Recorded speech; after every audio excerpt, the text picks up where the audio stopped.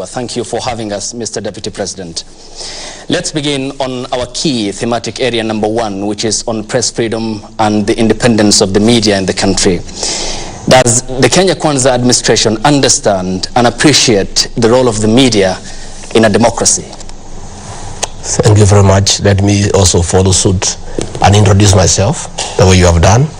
I'm Gachagua, Deputy President of the Republic of Kenya. As an African elder, I cannot start speaking before welcoming you to my home.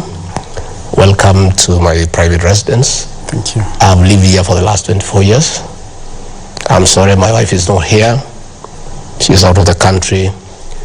But I will try to make you feel comfortable within my ability. Okay, thank you. The Ruto administration believes in all freedoms as per our constitution, including the freedom of the press. The fact that 6 media stations are here is a clear testimony of my faith in the freedom of the press. That's why you're here. If we did not believe in freedom of the press, I will not grant this interview. The media plays a critical role in informing and educating the people of Kenya. The free media is a good thing for this country. In the 80s, we only had KBC and the Voice of Kenya then, and government would chaperone information the way it wants. But with a liberal media, it's good for the country. People have choice. You cannot cheat the people of Kenya anymore. If one station is biased, they just switch and go to the next one. Press freedom is important and a critical component of our democracy. And President Ruto and I are beneficiaries of a free media. And our democracy is strengthened when we strengthen press freedom. But as much as we have freedom of the press, it goes with responsibility. You have a responsibility as a media to be objective and to be accurate. And I request the media also to be fair. Just like you are free to criticize the government and to criticize anything under the sun, you too must allow people to criticize you. Affirm you where you do well, encourage you when you perform well, and point out where you are failing. When you are not objective, we'll tell you are not objective. And it's our right. We don't have to be right, by the way. It's our view. If I find a certain media station is not objective, I'll say so in broad daylight. If you find the Deputy President is out of order, you also say so. But let us not have rules for one group and not for another. You also must allow us, as leaders of this country, as Kenyans also, to hold you to account as you enjoy the media freedom that is enshrined in the Constitution. Your Excellency, Article 131 of the Constitution, Section 2, Subsection E, says, the President shall ensure the protection of human rights and fundamental freedoms and rule of law. Now, Article 34 of the Constitution is explicit on freedom of the media, which means it is guaranteed under the rights and fundamental freedoms. That is non-negotiable.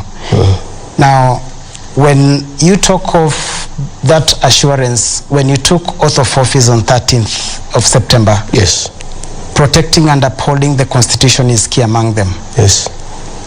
You are under the presidency.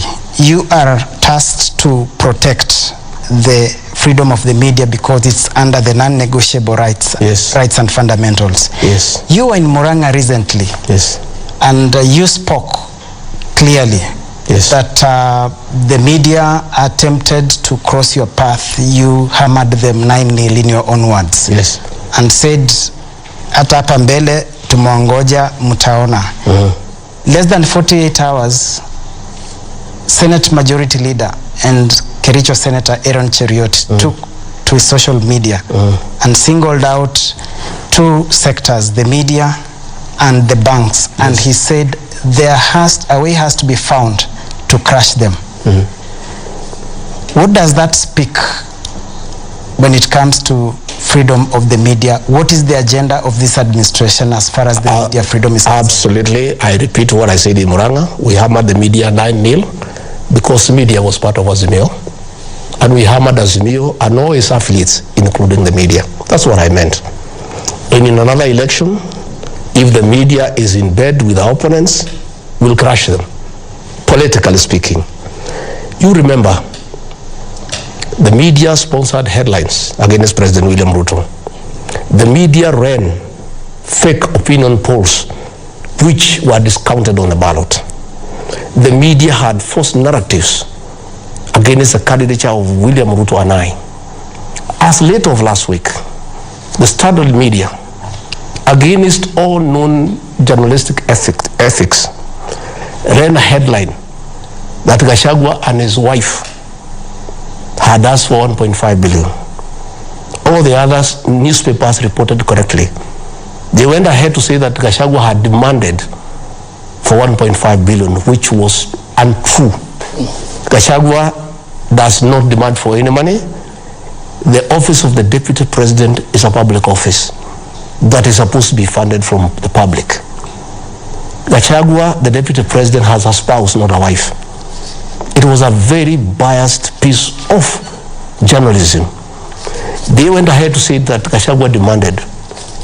The minister, former minister, had said they had requested on behalf of the Deputy President and his office. There is nowhere he talked of a demand. But the Standard newspaper, that has been very biased against our administration, went ahead to write lies to the people of Kenya. And we are saying, much as we respect the freedom of the press, when you go haywire, when you degenerate into gutter press and yellow journalism, we'll call you out.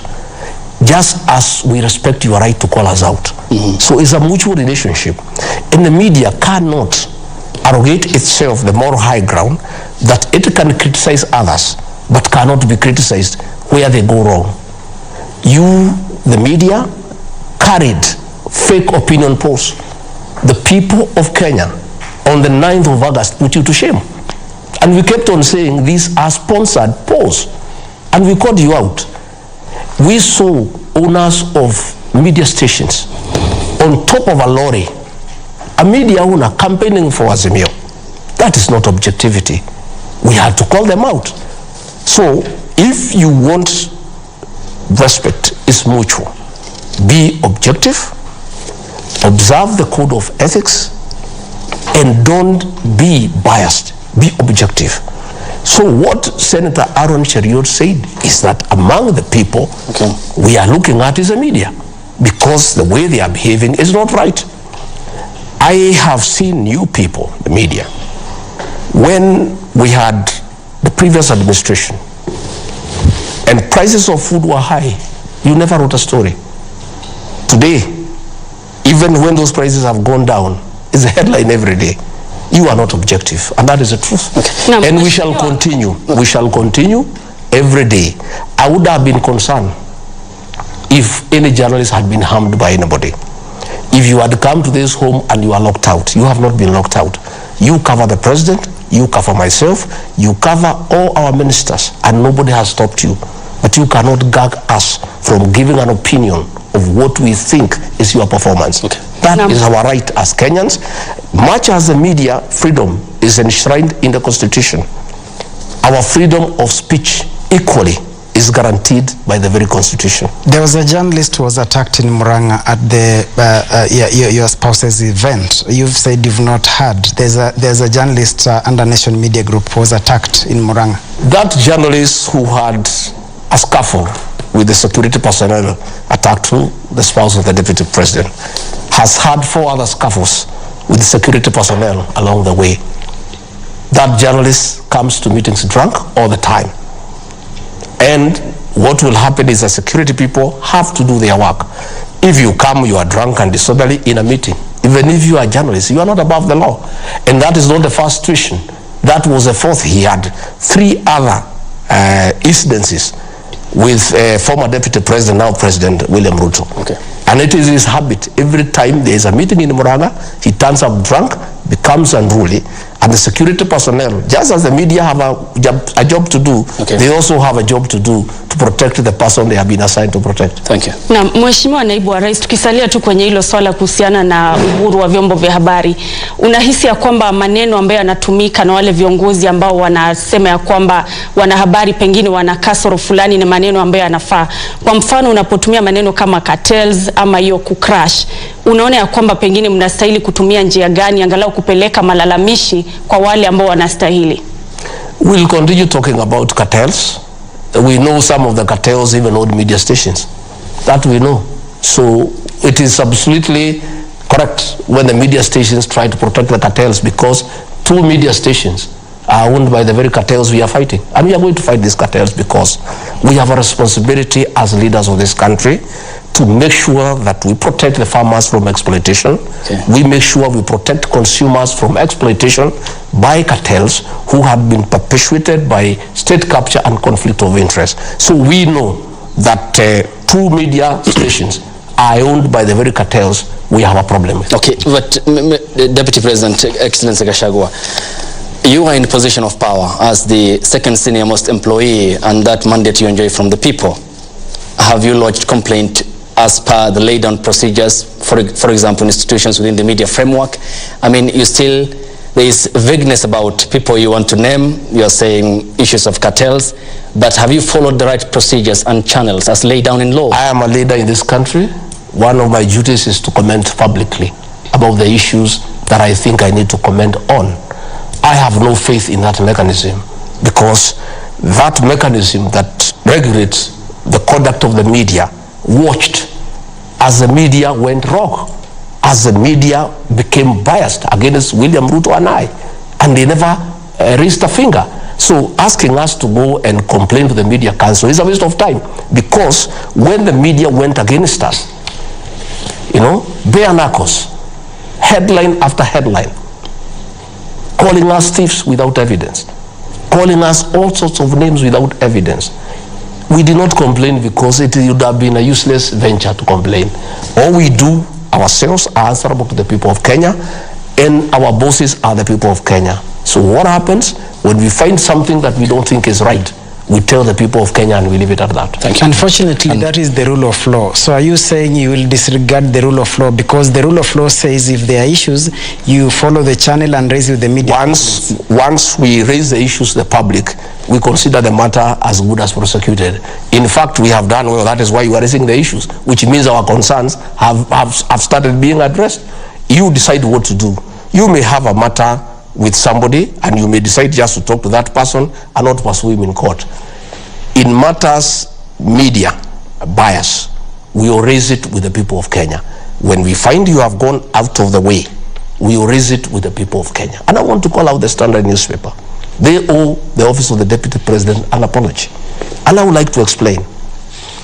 Regarding Gachagua, as Deputy President, has not requested for any money to his office. What you must know, and I want to take some bit of time to explain to you, is that Uhuru Yatani, the former CS National Treasury, in conjunction with Kenodia Bogwa, the then Controller of State House, who was the accounting officer for both the office, both State House and the office of the Deputy President, under the direction of President Uhuru Kenyatta, cut all funds to the office of the Deputy President. For 4 years, President William Ruto, then Deputy President, fueled GK cars from his own pocket. For 4 years, he bought tea for his office. For 4 years, he paid electricity bills for his office. For 4 years, he paid allowances to staff accompanying him across the country. And when he became the president-elect, these 2 officers who were attending meetings in his office were embarrassed, and they sought to undo the damage of what they had done to save their face. Previously, the previous year, the budget of the office of the Deputy President was 4 billion shillings. They went ahead and cut 1.5 billion shillings. That is what they were trying to reinstate.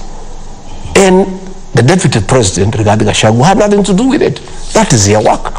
So when the Standard newspaper was trying to assist Yatani to divert attention from the real issues. The real issue was that in the dying hours of the Uhuru administration, President Uhuru Kenyatta pushed the controller of budget through Yatani, and is documented through WhatsApp messages, to pay 15 billion shillings in 26 minutes. Money that we shall give you details of how it was stolen. And the Standard newspaper was trying to divert attention by letting the people digress from the theft of 15 billion shillings in 26 minutes in the dying hours of the Uhuru administration, by trying to say that the deputy president had requested 1.5 billion shillings. Even if he had requested, he had not stolen the money. A request is just a request. But in this matter, no request was made from my office. It is the controller of State House who made a request, and they were trying to undo the damage they had done to President William Ruto to save their face. So I would like to say, when such issues happen, we shall call you out, because we expect the media also to be responsible. And we expect the media to know the elections are over. Azimio lost. We know you went to bed with them. Can you stop living in denial and get back to work, and work professionally and objectively, and report to the people of Kenya the happenings as they unfold? Your Excellency, Section 27 of the Media Council Act, I want to go back there. Section 27 of the Media Council Act establishes a Media Complaints Commission. One of the main mandates of that commission is to handle complaints from the public. You've clearly stated that you are not going to seek redress through, such mechanisms. Does that mean that now we have two sets of rules, one for the common mwananchi and then others for the deputy president? Absolutely no. You have a choice whether to complain or not. Even in normal times, there is somebody who can abuse you, and you decide to live with it. You don't have to report because there is a law against abuses. It's your choice. In our cases, we are leaders. Once we have let the people of Kenya know that the Standard is biased, we leave it there. It is the people to judge. And the fact that you guys now are feeling it is very good for us. It's very good for our democracy, because we are having this discussion. You expect to be biased, to be subjective, but you don't want to be questioned by anybody. Yet, every day you hold us to account. You hold everybody to account. You don't have that reserve. That is only you who can hold others to account. The media too must be held to account. And we'll call you out when you become biased, when you are not objective. We have a right as leaders, as a country, as a people, equally to call you out. Excellency, before we move to the next itemized agenda, which is on governance, one final question on this. We are a democracy, and you have stated that you have the right to be offended and the right not to be offended in democracy, because we are a secular society. And the media professionals have largely adhered to the code of principle and ethics, which is objectivity and the right to fair coverage for all the parties.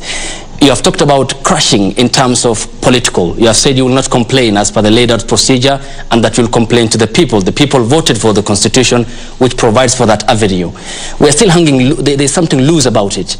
Are you assuring the Kenyan people that the freedom of media in Kenya is here to stay for this administration? The freedom of media is here to stay, but you are saying that you have done objective and fair coverage. That is a lie.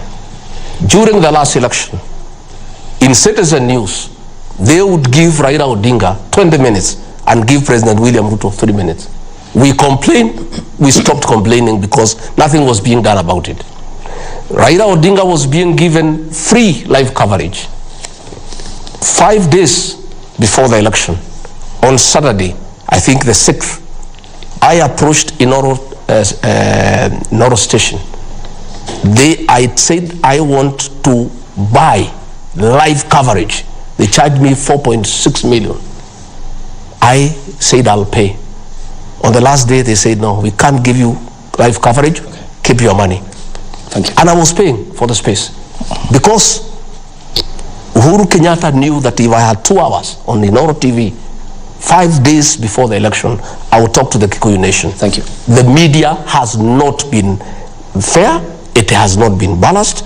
Probably now that we are having this conversation, it is about time that the media consider that these airwaves that you enjoy belong to the public. Thank you. You have a responsibility to provide fair and objective coverage to all political players within the Kenyan political space. Thank you, Excellency. We now move to the next item, which is on governance and institutions underneath the Constitution, and Jesse Rogers will be taking us through that. Okay, Your Excellency, perhaps just to begin on matters governance, I'd like to touch on your declaration that government appointments are sort of a preserve of those who voted in favor of the Kenya Kwanza government. Just perhaps to put the words into context, quote unquote, this is what you mentioned: the government is a company that has shares, their owners who have majority shares and those with just a few, while others do not have any. You invested in this government, you must reap. That's what you're quoted as saying, and as a matter of fact, we believe today you agitated for the same message at Tharaka Nithi County while you were with the president, and that begs the question, this is a symbol of national unity, the presidency, and in fact, is it your sincere thought that this is how governments should work? Thank you very much for asking that question. It's a very pertinent question. What I said in Kericho, and I believe in it, is that a government is like a company. I didn't say a government is a company. I said it's like a company. In every company there are shares. Preferential shares, ordinary shares. When there is an AGM, non-shareholders do not attend the AGM. When there are dividends to be divided, they are divided according to the number of shares. That is the truth. What I said is that as a government, in terms of development, in terms of public resources, all Kenyans must be treated equally. And the president does not dish out development. Appropriation of funds for development is done by the National Assembly, and all parties are represented through the budget cycle. And therefore, the issue of discrimination, in far as resources are concerned, is non-existent.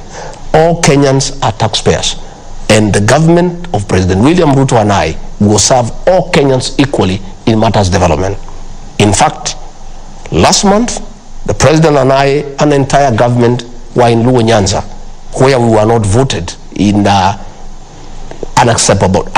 I would call an acceptable manner. We got very few votes, and we are thankful for those few votes. We were in Siaya, unveiling development projects. We were in Homa Bay. We were doing 2,000 affordable housing. We were doing a PIA at Homa Bay. We were in Kisumu.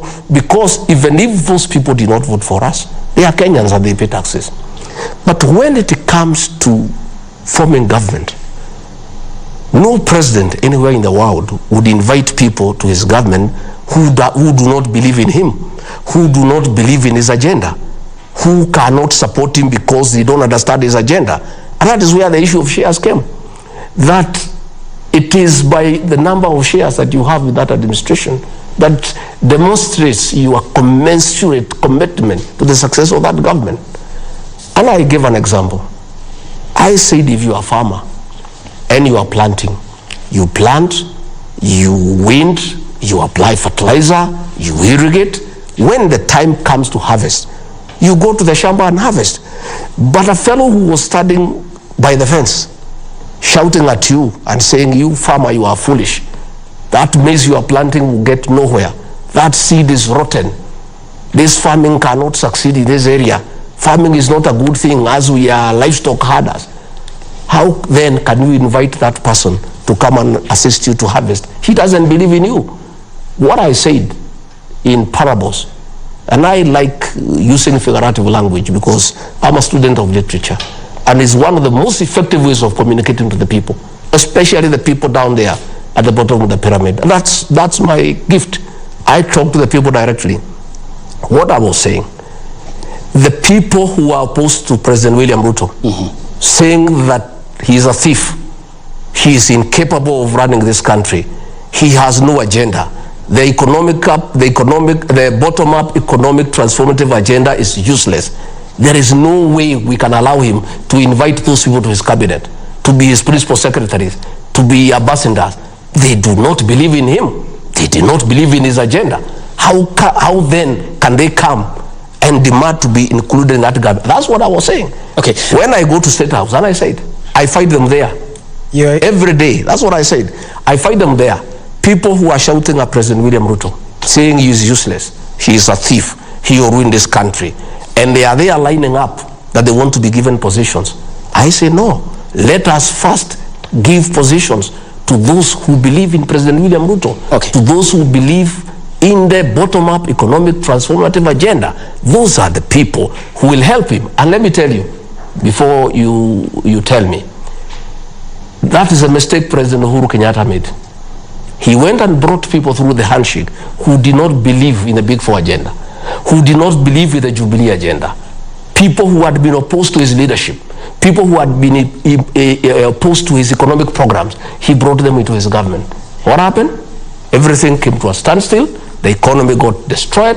By the time he left, the country was finished. We cannot make that mistake. And that is what I meant. But in matters development, in matters public resources, every Kenyan will benefit from this government. Your Excellency, with all due respect, Article 38 of the Constitution talks about political rights in the sense that every citizen is free to make political choices. That is a fundamental right and freedom. Absolutely. So what are you saying by saying the former president made a mistake to bring other people who never supported him into government? And what are you saying? Because if it's a right for every Kenyan to make a choice, and then tied to Article 131 as the presidency, the symbol of unity. That is true. So in essence, that is true, but choices have consequences. That is true. It's a political right to choose whoever you want, but choices have consequences. Okay. There is no way you can say you don't believe in William Ruto. You don't believe in his programs. You don't believe in his what he stands for, and then you want to be a member of his cabinet. How can you help him to transform the country? How can you help him govern? What I'm saying is, even in those areas where we are not voted for, we have people in the cabinet who believe in us. It does not mean because that area did not vote for us, everybody in that area does not believe in us. Eliud Awalo from Siaya believed in William Ruto and the bottom-up economic transformation agenda. And that is why today he is cabinet secretary for ICT. Raymond Omolo, he believed in Dr. William Ruto and the bottom-up economic transformation agenda. That is today why he is a PS for Interior. Mr. Kobundo is a CS for Trade. We are saying in every part of the country, there are those who believed in President William Ruto and his programs. So what we are telling Azimio people, when you make a bed, you must lie on it. Okay. Don't force us but to take people who don't believe in us. Among your support base, we have people who believe in us. Those are the ones we shall choose, and those are the ones who will join our government. And in every part of this country, every community is represented. The issue we have with Azimio, they want us to bring us Azimio people in our government. But Deputy President, because they sabotage our government the way they sabotage the Uhuru Kenyatta, we cannot agree. Deputy President, in all fairness, you know, you can say whatever you've said, but the Azimio people are not here to say they're not lining at State House for government. You will call them to ask them. But in all fairness, I'm saying, can you maybe say a few names, one or two? Who are these people? I don't have to say, because let me tell you, these people, one, they say they don't recognize President William Ruto and they don't recognize his government. Then the following day they are saying this government is discriminating against us. How? If you don't believe in the president, if you don't believe in his government, how then do you expect to be included in his government, and you have said yourself publicly in broad daylight that you don't recognize him, that he is not in office legally, yet you are claiming you want your supporters who are clapping when you are saying you don't recognize William Ruto to be in your government. On a further note, when we try to reach out to everybody for national cohesion, for national unity, we hosted members of parliament from ODM from Luo Nyanza. What happens? They were de-whipped, they were threatened, they were thrown out of meetings. So these people, they are speaking from both sides of the mouth. They are saying on one hand, we want to be included in the government of President William Ruto. On another hand, they are saying we don't recognize President William Ruto. When a few leaders decide that it makes sense to engage the president, to discuss development with him, because the elections are over. They go and have a meeting with the president. The MP for Langata Jalango was thrown out of the meeting. The other 9 MPs are under siege. The party leader of ODM is fighting them in every meeting for going to engage with the president. What do these people from Azimio want from us? One, they say they don't recognize us. On the other hand, they want to be part of government. When we say, okay, come, we talk, they discipline the people who have come to speak to us. What are we supposed to do? Okay, Excellency, and just as we wrap up on this, there are two contrasting issues here. You have talked about the masses and the people who you said are lining up at State House looking for opportunities in government.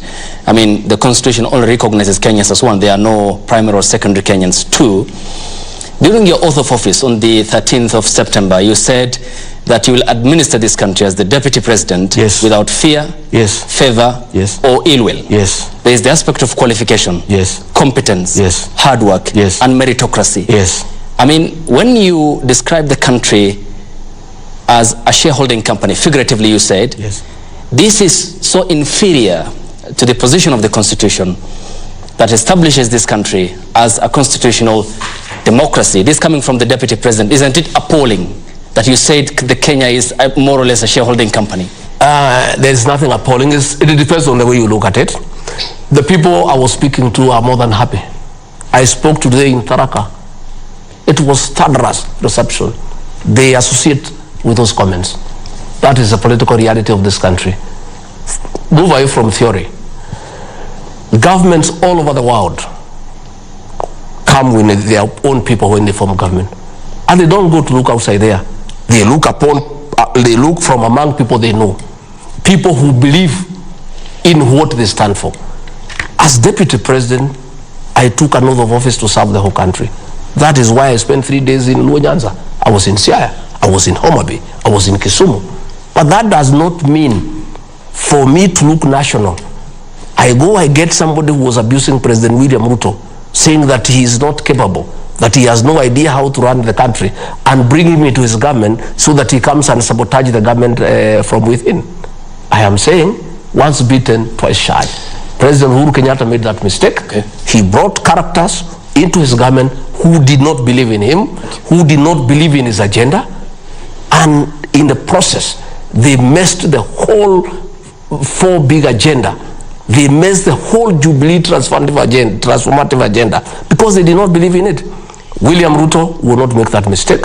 He'll embrace all Kenyans from all communities, but the people to help him manage the affairs of this country are those who believe in him, are those who believe in the bottom-up economic transformative agenda, and those who believe in his leadership. Those are the men and women from across Kenya, from all communities, that he'll assemble to help him to govern this country. Your Excellency, just a quick one. Your Excellency, to some they say you appear to be always in a combative mode. Some say at any opportunity with the mic you lecture Kenyans. Is the truthful man a bitter man?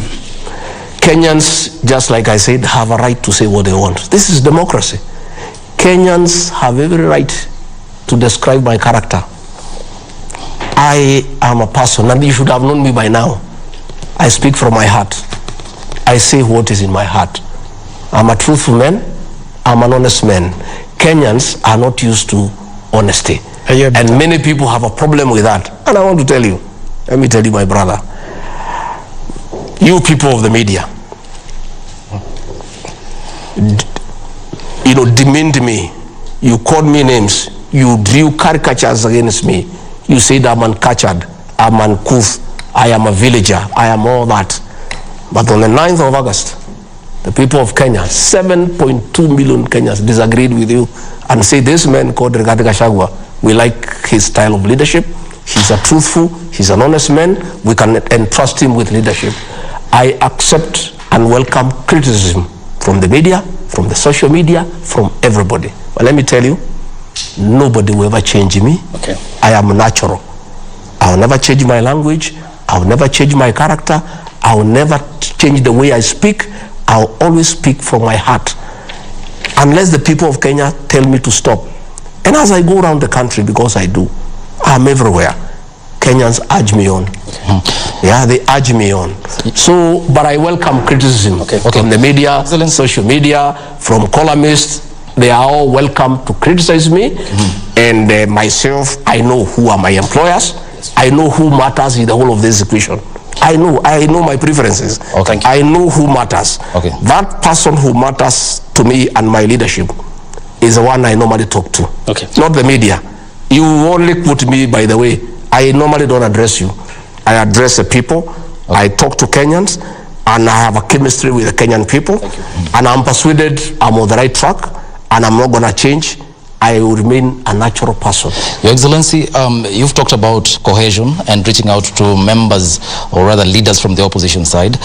You've said that you invited some ODM MPs in Parliament, and later on they were de-whipped. What criteria did you use? Did you just cherry pick, or you issued the invites to everyone, including the party leader, ODM leader Raila Odinga? We talk to those who want to talk to us. People reach out. We have talked to Jubilee. They reached us out. We said welcome.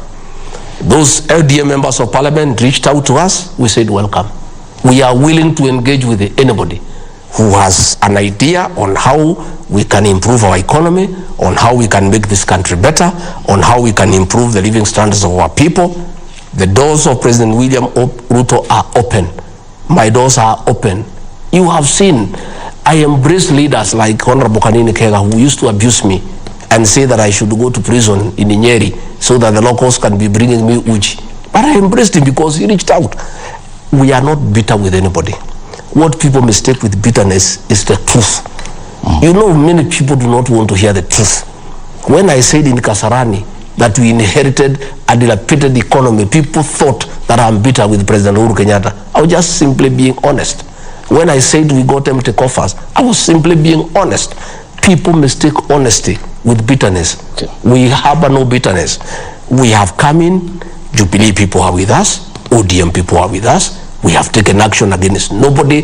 We have not used the criminal justice system to hunt anybody. We are open. We are saying, come, we talk, we work together. We are willing. We have no problem with anybody. Na matamshi yako kuhusiana na kukaribisha viongozi wote, na ya kwamba kama serikali ya Kenya Kwanza mko tayari kuzungumza na kiongozi kutoka upande wote, na tumeshuhudia wengi wakija pale State House ambapo wamezungumza na rais. Je, ni dalili ya handshake? Na vile vile kama Kenya Kwanza unaweza ukasema sasa hivi ya kwamba hauna machungu na wale viongozi ambao wakati wa kampeni walikuwa hawaungi mkono upande wa Kenya Kwanza? I have no bitterness with anybody. Honorable Kanini Kega used all sorts of insults against me. He was instrumental in my problems. He's the one who was working with Uhuru Kenyatta to persecute me. But when he reached me out, I'm a leader, and the elections are over. I told Kanini Kega, come, we work together.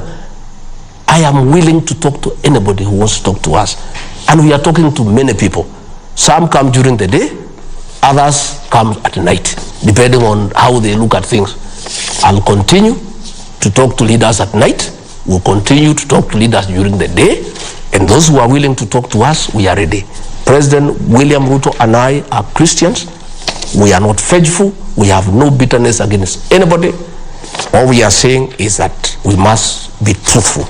If that truth cuts somebody, so be it. There's nothing we can do about it. You know, sometimes when we speak the truth, you think we are against so and so, or we are bitter. We have no bitterness with anybody. We are good people. We've got a big heart. We want to embrace everybody. Let us come and build this country together.